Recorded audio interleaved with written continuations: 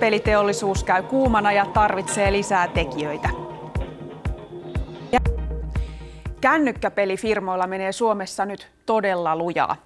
Vaikka täällä kotimaassa pelejä myydään vähän, ulkomailla pelit käyvät kaupaksi. Kännykkäpelifirmat kasvaisivat vieläkin suuremmiksi, mutta ongelmana on se, että osaavia työntekijöitä ei ole tarpeeksi.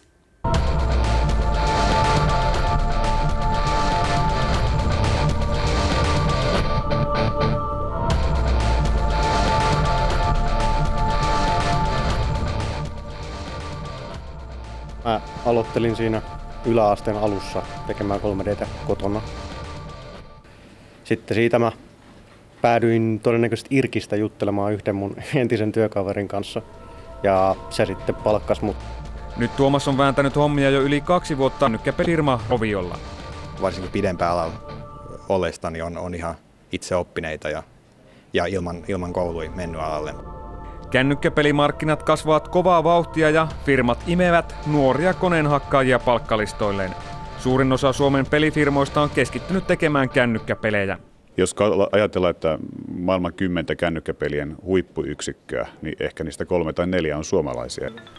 Suomessa osataan tehdä laadukkaita, näyttäviä ja kiinnostavia pelejä, jotka sopivat kännykkään.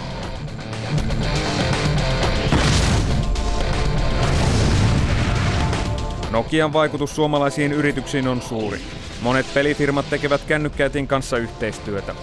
Kännykkäkulttuuri on Suomessa aina ollut vahva, eli meillä on kännyköitä ollut, niitä on käytetty eri tarkoituksiin vuosikymmenen ajan tai kauemmin.